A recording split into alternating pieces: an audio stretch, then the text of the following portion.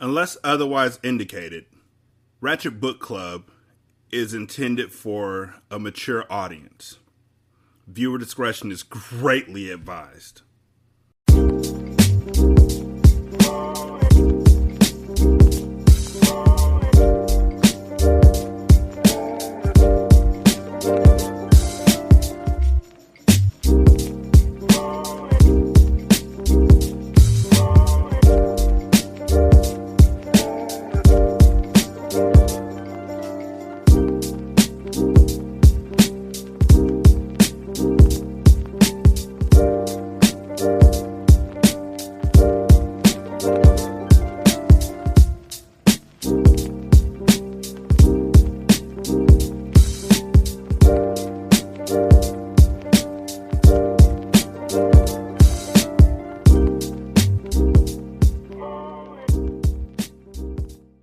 Welcome to Ratchet Book Club, where we read hood classics and good classics. I'm Derek. 916-633-1537, Ratchet and Ratchet at gmail.com, Ratchet Book Club on Twitter, Ratchet Book Club on Facebook, Chapter 20. Jackson had prayed, more passionately than he had ever prayed for anything, that he would find his son alive. His prayer was, thankfully, answered. When he swerved in front of his house at a reckless speed in the patrol car, Jalil sat on the porch. His shotgun, which Jackson had given him last Christmas, lay across his lap. A blue Oldsmobile 98 was on the lawn. Jackson recalled that the car belonged to Jalil's buddy, the kid named T-Bone, the boy who had been attacked by monster mutts last night. Christ. Jackson parked in the driveway, jumped out of the car, and ran to his son. "Are you okay, Jalil? Where the hell have you been? Why'd you leave the station after I told you?" Jalil raised his hand with the weariness of an old man and waved it feebly. And that motion alone shut up Jackson. Something had happened, and it wasn't good. "Hey, Dad," Jalil said. His voice was hoarse. His eyes were puffy, too. "I'm all right. I haven't been anywhere, just here at the house." Jackson caught a whiff of a vile smell. It was the same stench to the steam from the burned creature that used to be the deputy. In the corner of the yard, a large shape lay on the ground. The stink came from over there. "What happened here?" Jackson said. Jalil braced his hands behind his neck. "Poke and I came to get some weapons before we went out to hunt those bloodsuckers. But the thing that used to be T-Bone drove up here to meet us. We had a fight. T-Bone bit Poke. I shot T-Bone. T-Bone almost got me, and then Poke set him on fire." Shock blew the air out of Jackson's lungs. Weak-kneed, he plopped on the steps next to Jalil. He had planned to give his kid a no-holds-barred tongue-lashing when he found him. Between praying for his boy's safety, he had rehearsed the mad words in his head as he drove to the house. Now, he couldn't remember what he was going to say, and he didn't give a damn. Cussing out the boy would be a fool's move.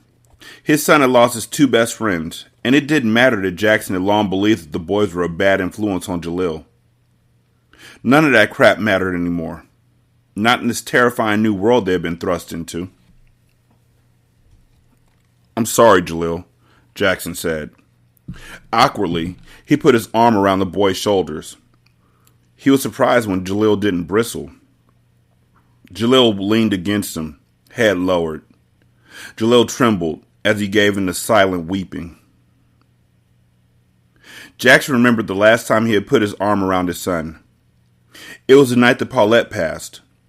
He had not touched Jalil since then, not with an embrace or even a handshake. Something seemed very wrong about that. He liked to blame their communication gap on Jalil's being rebellious and resentful of his authority, but maybe he had not been holding down his duty as a father either. "Well, I'm from a different generation of men," Jackson told himself. His own father had never hugged him, after Jackson grew past the age of 7. Hell, his daddy hadn't liked to talk that much either. The things Jackson learned from his dad, he learned mostly from watching him. His father was the epitome of the strong, silent type, like a lot of older men Jackson knew. I remember the one time my dad told me he loved me. This is me, by the way, not the book. One time, I am older than 39. I'm 41 years old. I remember the one time my dad told me he loved me. I was 9 years old, and he had torn his Achilles tendon playing softball, which he loved more than damn near anything. AAA ball. His team's name was Class Act. I remember all this bullshit because he dragged us to every fucking game and told us we couldn't go to the playground and play. We had to sit there and cheer for him. And this is the reason why I fucking hate baseball. He tore his Achilles playing AAA softball. Fast pitch. And he was drugged up. When he got out the hospital after the surgery, he was drugged up. And I told him I loved him, and he said, I love you too, Derek. And that was fucking it. That was the only time in my 41 years that I've ever heard my father say he loved me. And you know what? I tell my kids every fucking opportunity I get. Every fucking chance I get. The idea that your kids will get tired of hearing you say that you love them is a fucking fallacy. It'll never happen. It's like you getting tired of drinking water. Or you getting tired of seeking out substance. It will never happen. And I learned that my kids needed to hear my voice. They need to hear me tell them that I love them, because hearing it from their mom that, well, your dad loves you, you know that, right? Just doesn't fucking hit the same for some goddamn reason. I don't know why. Maybe it's because when I look at my dad, all I see in his eyes is resent and hate. And he feels like it's his. You know what I really fucking hate? I really fucking hate the idea of the strong, silent father. I really fucking hate. That's why I never watched Fences, the Denzel Washington movie. Before that, it was a James Earl Jones play. Never watched it, but there's that one scene where he's like, I don't have to like you. It is my job to take care of you. Know what? Y'all need to let go of that. You need to love your kids. Love what you've made. Love the gift that they are. Help cultivate them into becoming forces in the world, instead of treating them like they're just a hindrance or a problem. Or something that you regret. Oh, since I don't like your mom anymore, I can't like you. Every time I look at you, I see her. Oh, I didn't want you in the first place. You were a mistake. Oh, this, that, and the third. My wife and I used to joke around after I got my vasectomy, because yes, I got a vasectomy because we have 4 goddamn children. I would say if I have another kid after this, I'm going to nickname them Missy, and their name will be Mistake. And that is a lie like a motherfucker. Every single kid that comes out, I want to get foster kids. I want to adopt kids. I just want kids to have the opportunity to have the life that we didn't, because even though we had a good life, it was shadowed by the fact that, does my dad even fucking like me? So I'm not going to give that excuse, and I'm not going to let this book give that excuse. I know this book is a whole dialogue on generational curses and communication and not having a daddy. But fuck, you can go in the opposite direction. You can take a generational curse and turn it into a generational power. Going forward, my kids don't know anything other than the love of their father. And it is unconditional. How the fuck do you think they're going to act towards their kid? Ain't no wonder that I'm just like him, Jackson thought. But my boy needs something more than that. Jalil sniffled and straightened. Okay, Dad, I'm fine now. I'm not going to get all soft on you. There's nothing wrong with crying, son.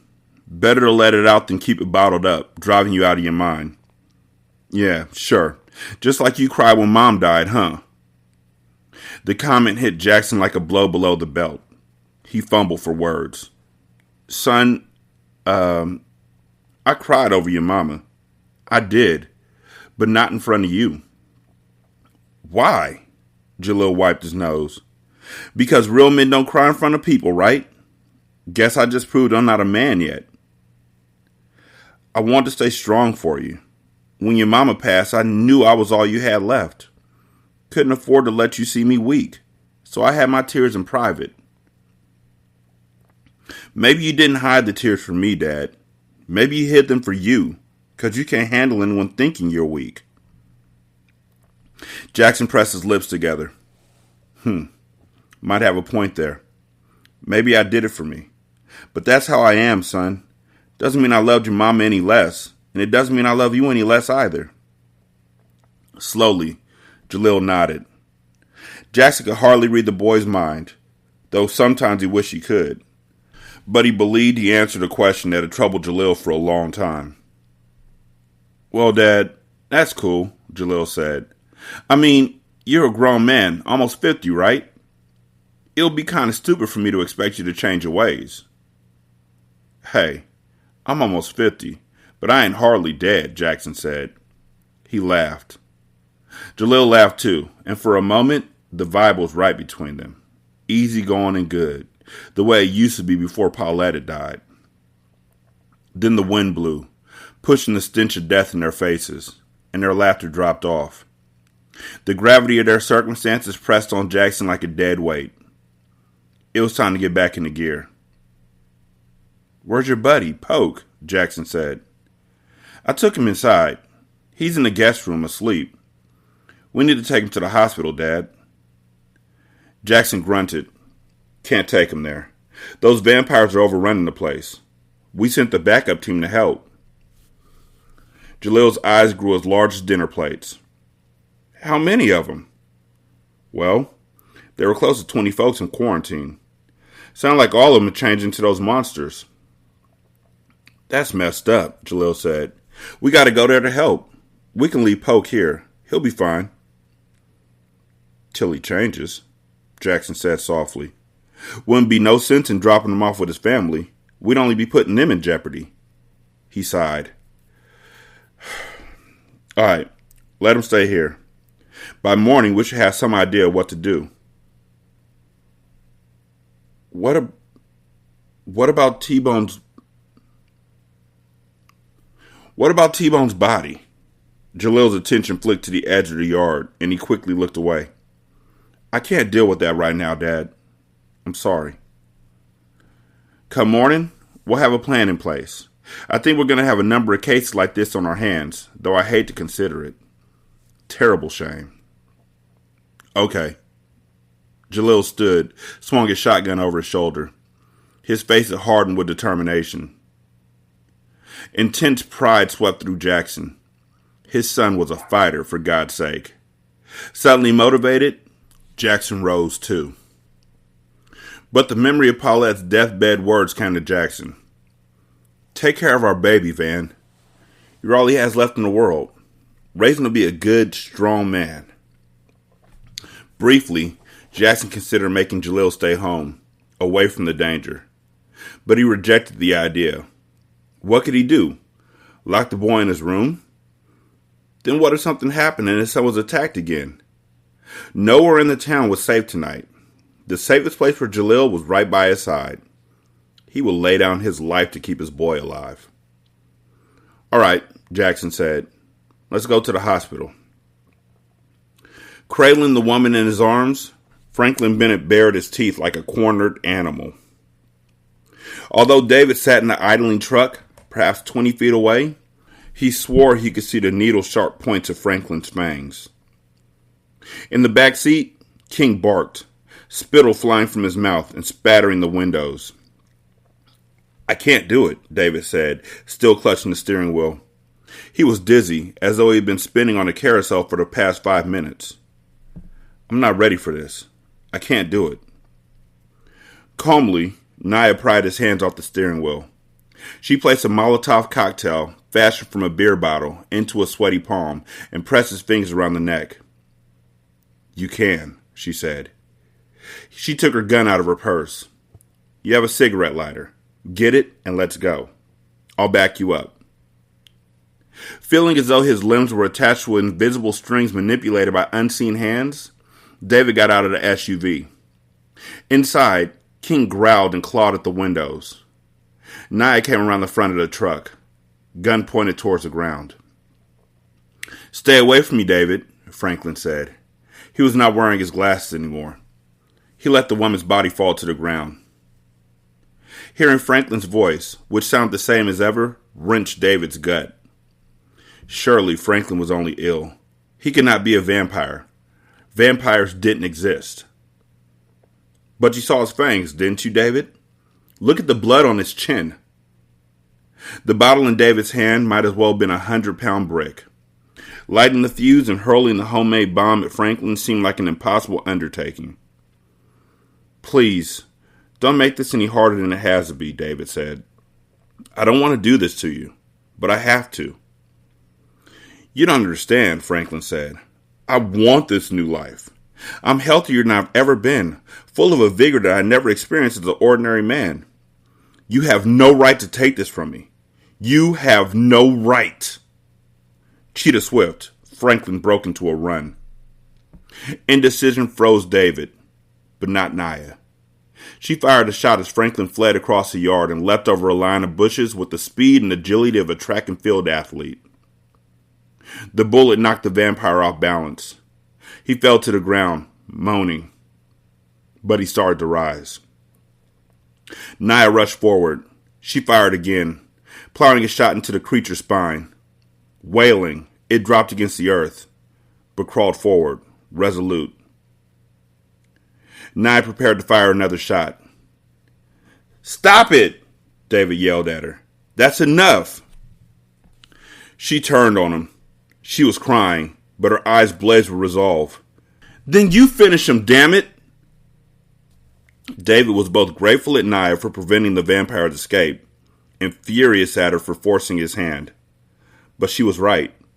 It was his responsibility to deal with Franklin. That was how Franklin had wanted it. His legs feeling as if they might give way underneath him, David ran closer to the vampire. Franklin, no, don't call him that. It isn't Franklin anymore, was on all fours. Blood soaked the back of his shirt. He groaned. David's fingers dug into his pocket, closed around the plastic lighter. Sensing David's approach, the vampire looked over his shoulder. You need not harm me, David, the vampire said. Go away. Leave me in peace. I'm not a man anymore, but I have not forgotten the friendship that we shared. I give you my promise that I will never hurt you or Naya. David slowly shook his head. No. When you were a man, you made me promise that I would take your life if you ever became something like this. Remember? Franklin's mouth opened, a soft gasp escaping him. I remember. I charged you with that responsibility and sealed it with your promise. I remember. He sighed deeply. For a heartbreaking minute, his were not the eyes of a vampire. They were the eyes of Franklin Bennett again, the kind, intelligent man who would sacrifice his life to help David. A wave of tears threatened to overcome David, and he blinked them away savagely. Franklin lay on the grass and rolled onto his back. Hand me the explosive, Franklin said. Once you've done that, ignite the fuse and move with haste. But do it, please, before I change my mind. David offered the bottle to him. Franklin plucked it out of his grasp and pressed it over his abdomen. The dry rag, hanging from the lip of the bottle, fluttered in the wind. The fuse, Franklin said. It took 3 attempts for David to produce a flame with the cigarette lighter. The fire tasted the rag and began to consume it hungrily. Now run away from here, son. David ran. Seconds later, the explosion came. The blast punched a hole in David's soul. He dropped to his knees. He buckled over and vomited, crap pumping out of him, leaving his throat raw, hot tears dripping from his face and plopping into the vomit he had expelled on the pavement. Then, a comforting hand rested on his shoulder. Naya. As always, Naya. Their army had arisen. Standing at the end of the walkway that led to the hospital entrance, Kyle watched their soldiers, the Valdoué, pour out of the building. They were an odd-looking group, men and women of myriad ages and ethnicities, though most of them were black. Some of them clad in blue hospital garments, others wearing street clothing. Some of them physically fit, others obese. Some of them attractive, some of them ugly. But they had two traits in common: their insatiable hunger for blood and their obedience to the will of his father. Upon awakening the army, Diallo had telepathically commanded the Valdue to obey Kyle's orders. Kyle had not yet exercised his authority. He enjoyed watching these low-level vampires, these mongrels of their species, attack and feed on every human in the vicinity. They had no finesse, no finely honed hunting skills, only graceless, savage strength. The humans did not stand a chance against them. By dawn, we'll command hundreds of Valdue, his father had promised. We will suck this town dry of life, and then we'll move onward to the next. Diallo had ventured elsewhere in the town, alone, to recruit new soldiers. He had instructed Kyle to take these mutants and use them to subdue the city and multiply their numbers. Before sunrise, he and his father would reconvene in their sanctuary. Kyle had waited a lifetime for a mission such as this. His father had instilled his life with purpose. What purpose was there in living in isolated luxury, avoiding humans as though there were something to fear? It perplexed him how Mother could tolerate her dismal existence. But he would not waste time worrying about Mother anymore. Several vehicles veered into the parking lot. Humans, armed with weaponry, members of the civil defense team. Fools. A casual glance confirmed that David Hunter was not among them. Neither was Nia James or Chief Jackson. Nevertheless, Kyle summoned his army. The time for battle was near. Jackson and Jalil roared across town, siren wailing. A crackling noise on the walkie-talkie, sounded like Mac, shouted that something like 20 vampires roamed outside the hospital. One of the head honchos is with them too, Mac said. Tall, dark-skinned fella, wearing black, looks young. You gotta hurry up and get here, Chief. Mac's voice quavered. He sounded truly scared. Is Hunter there? Jackson asked. We lost him on the way over, Mac said. Think he stopped for something. Shit, Jackson said. He hoped that David was okay. The last thing they needed was to lose Hunter. We'll be there in a few, Mac. Hold it down. Yes, sir. The radio sputtered in the silence. I'm kind of scared, Dad, Jalil said. Holding his shotgun on his lap, he stroked the barrel as if for reassurance. What if we can't win? Jackson glanced at his son. He understood the true fear that weighed on Jalil's mind, but Jalil was afraid to say it. What if you die, Dad? Was a fear that Jackson realized tormented his son. Anything like that happens, you call Hunter, Jackson said. He'll know what to do. But I hardly know that guy, Dad. I mean, he seems cool, but you can trust him. He's a good man. I talked to him earlier about backup plans, I guess you'd call them. Oh. Jalil wiped a bead of sweat from his forehead.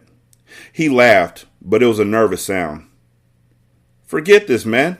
I'm going to start thinking positive. Didn't you always used to say if you believe it, you can achieve it? That was me. I'm going to take your advice. This one time. Jalil chuckled again, and this time Jackson laughed too. Nothing, Jackson thought, is as important as keeping up hope. Hope was like food, nourishing you, making it possible to endure what seemed unbearable. A man without any hope was practically dead inside.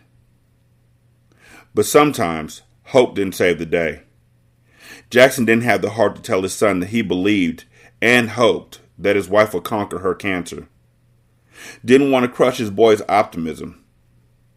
Just as it was important to nurture hope on your own, so was it important to allow someone to hold tight to their own hope, even when their efforts might be in vain. The hospital would be around the corner. David slumped against a tree, recovering from the incident with Franklin, while inside the Pathfinder, King bustled about impatiently. He and Nia had taken a young woman upon whom Franklin had preyed inside her house and laid her body across the living room sofa. She remained unconscious as they moved her, purple-red puncture wounds glowing on her neck. Undoubtedly, she was already mutating into a vampire. The thought sickened and angered David. How many other people in town had been bitten and were quietly undergoing the same terrible transformation? They didn't have much time before they lost everybody to Diallo and his bloodthirsty minions. "We've got to go," he said. His watch read 10:30. "We got to help the team at the hospital." "I hate to bring this up, but what should we do about Franklin's body?" Nia said. "Should we come back later?" "Yeah." He refused to look around to see Franklin's corpse. "We'll take care of it later." As they shuffled back to the SUV, King flew into a frenzy, barking and pawing the windows. What's gotten into him? David thought. King had freaked out before they discovered Franklin feeding on the woman, too. Did the dog have a keen nose for evil? David looked around. He didn't see anything out of the ordinary. King stood in the space between the front seats, growling. David locked gazes with the canine, and it struck him, suddenly, what King was going to attempt. He had lived with the dog long enough to be able to predict its actions. Nia opened the passenger door. "Don't let him out," David said. King bolted through the doorway in a gray-black streak, knocking Nia aside as he ran. "King, get back here!" David scrambled after the dog. "Stop!" The dog did not heed his call. King galloped across the yard and disappeared in the murky shadows behind the house. "Come back, King!" David chased him. But King was not in the backyard. A dark alley ran behind the property, and David went to the edge and looked both ways. He did not see any sign of King. The dog could have run anywhere. It was a dangerous night for men and dogs alike.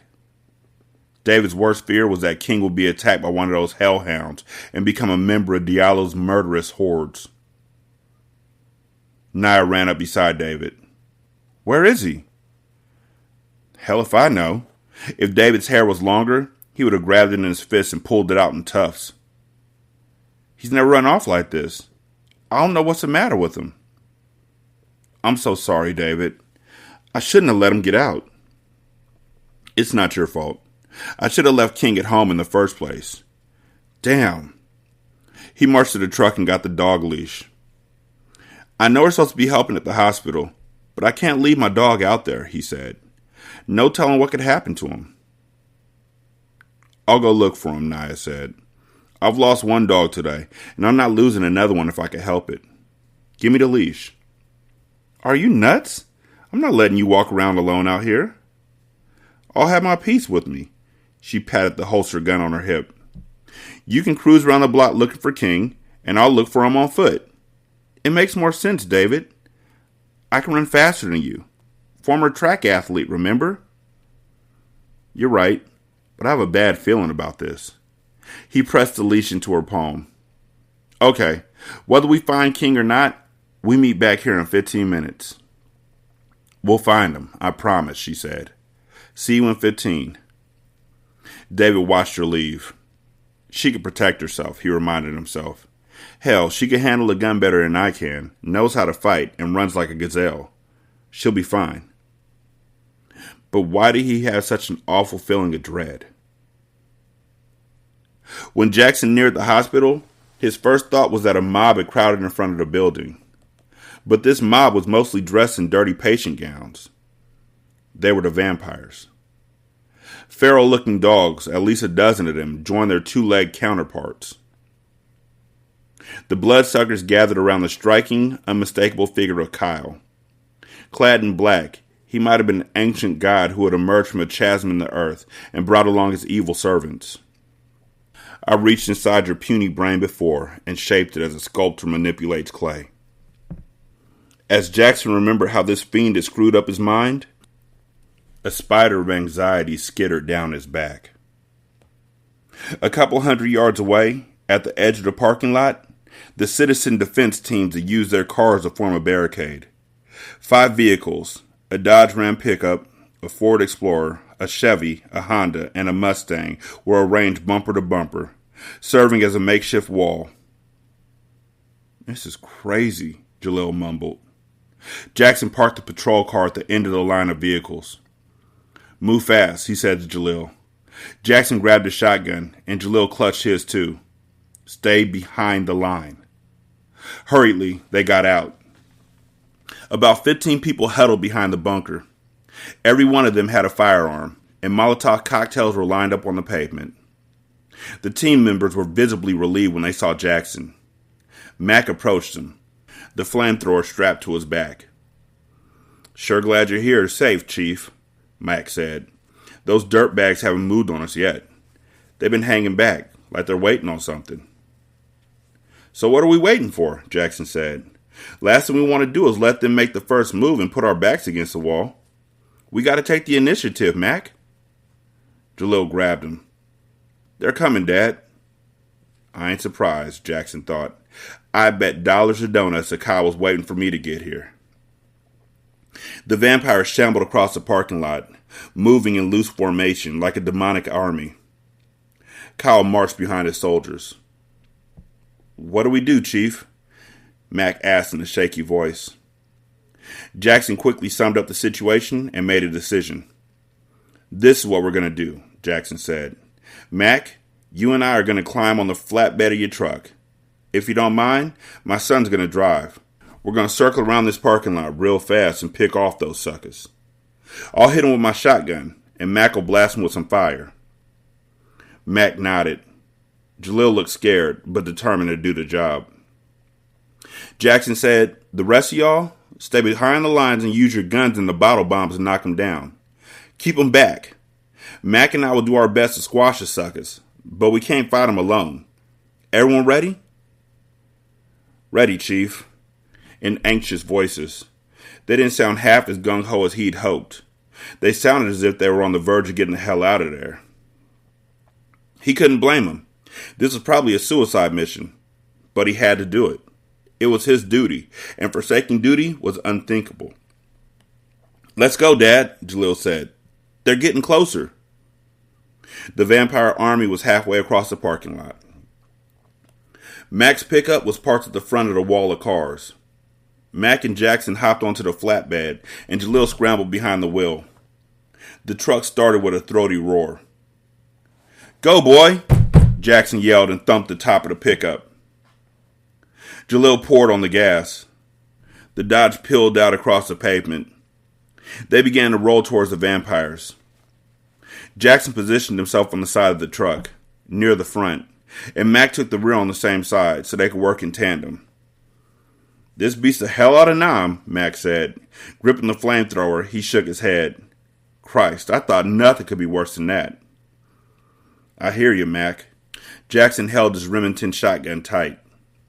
His heart throbbed painfully. Thunder rumbled across the night, sounding like mountains colliding somewhere on the horizon. Cords of lightning punished the swollen sky. As they came up on the monsters, a clarity of vision overtook Jackson. He sank into what he liked to call the zone of the hunter, a state in which his eyesight was hawk sharp, his muscles were pumped and loose, and his concentration was unbreakable. He raised the shotgun. "Ready when you are, Mac." "Let's do it, Chief."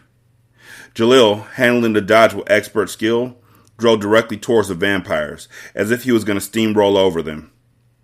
The creatures shrieked and scattered like rodents. Jalil smoothly curved to the edge of the pack. Jackson took aim at one of the suckers, someone he knew, God help him, when the vampire had been a man, and plugged the beast in the head. The creature flopped to the ground. Mac hit the fallen vampire with a jet of fire, and the monster went up in flames like a bundle of dry sticks. "Yeah!" Jalil honked the horn. "Heap, heap!" That's my horn. Y'all gonna have to shut the fuck up. Jackson didn't have any desire to celebrate. He was sickened by this terrible work they had to do. This was police duty at its worst. After tonight, he might hang up his badge forever. The vampires howled and raged. They chased after the truck. Jalil veered around the lot, keeping a good lead on him. Then they made another pass at the horde. Jackson lowered into a crouch. He squeezed off 2 shots. One struck a vampire in the back. The other hit another vampire in the chest. Both of the vamps crumpled.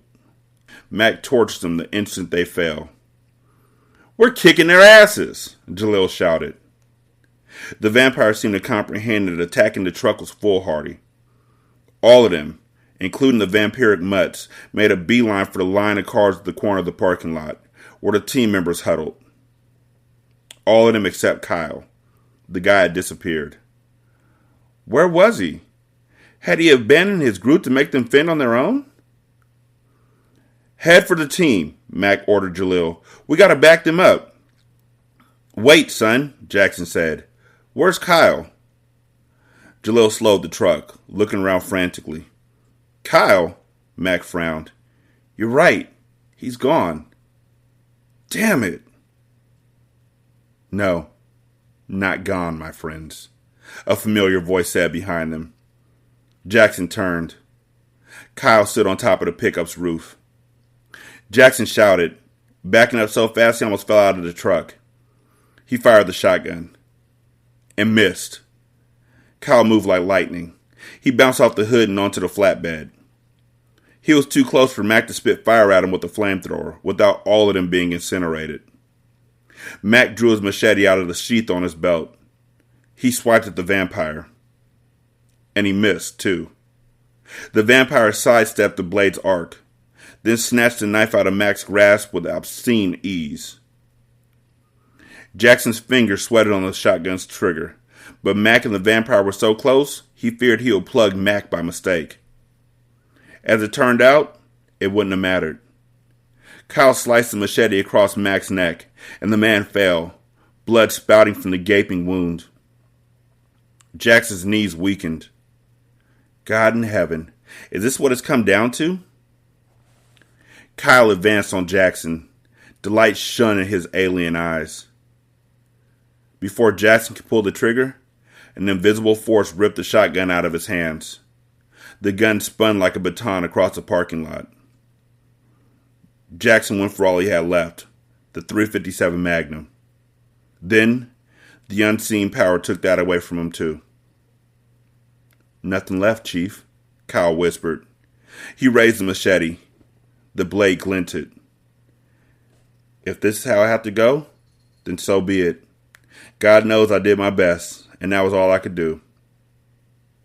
In his peripheral vision, he spotted Jalil. The boy had gotten out of the truck with his own shotgun and trained the weapon on the vampire's back. Maybe there was still hope. Maybe. His son fired a second after Kyle plunged the blade into his chest.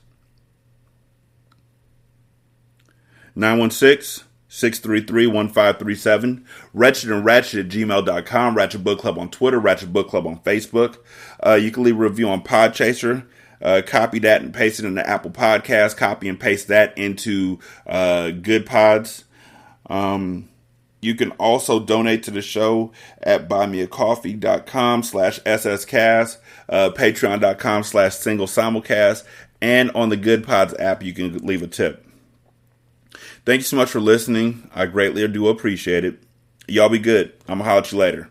Peace.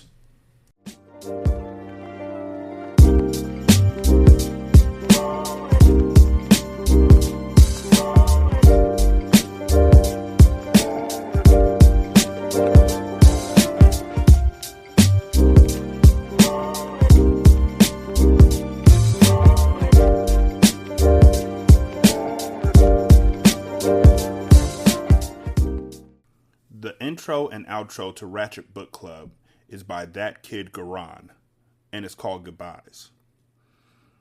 You can email him at tkgbeats94@gmail.com for more information on how to lease this beat. This is Single Simulcast. Don't know by now, did you say?